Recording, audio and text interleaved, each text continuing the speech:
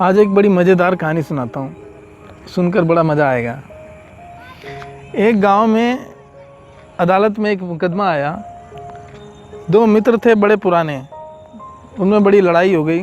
दोनों ने एक दूसरे का सिर फाड़ दिया और झगड़ा, मुकदमा जो था वो जज के पास पहुंचा। वो झगड़े का कारण क्या था?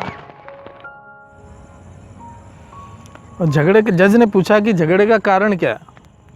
दोनों एक दूसरे के मुंह देखने लगे। एक ने कहा कि झगड़े का कारण ये था कि इसने मेरे खेत में भैंसें घुसा दी। जज ने पूछा खेत कहाँ पर है? तो उस आदमी ने कंधे बिचकाए और कहने लगा भैंसें भी कहाँ पे हैं? तो दूसरा आदमी बोला कि पहले मेरी बात सुन लीजिए। हम दोनों बैठे थे नदी पर, रेत में बैठे थे, पुराने दोस्त हैं, बातचीत चल रही थी। मैंने इससे कहा कि मैं भैंसें खरीदने की सोच रहा हूँ। तो ये बोला कि भैंसें मत खरीद, मैं खेत में अपने गन्ने की खेती करूँगा और तेरी जो भैंसें हैं मेरे खेत में आके वो गन्ने उखाड़ लेंगी और तू भैंसें मत खरीद।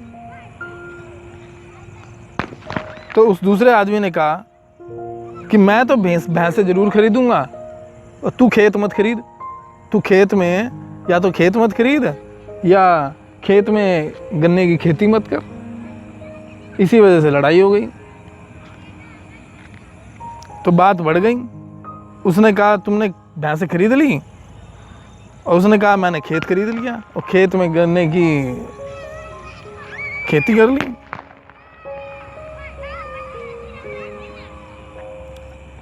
तो उसने अपने डंडे से रेत पे एक जगह लकीर खींच दी और कहा यह रहा खेत।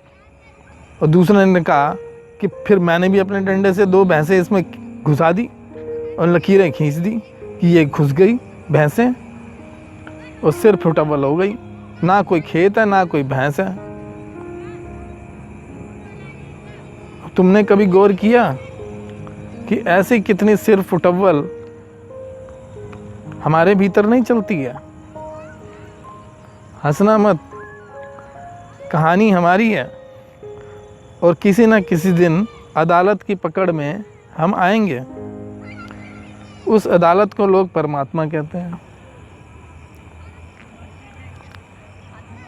किसी न किसी दिन परमात्मा की अदालत में खड़े होंगे और हम ऐसी मुसीबत में पड़ेंगे कि बता ना पाएंगे कि कौन से खेत थे और कौन सी भैंसें थी।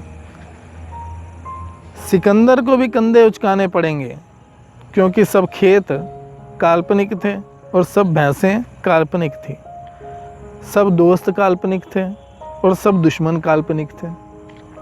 कुछ हुआ ना था, सिर्फ आकांक्षाओं में ही, सिर्फ सोचने में ही मुठभेड़ हो रही थी, वासनाएं लड़ रही थी, भविष्य की योजनाओं में संघर्ष हो रहा था। वर्तमान में तो कुछ था ही नहीं, हाथ तो खाली थे।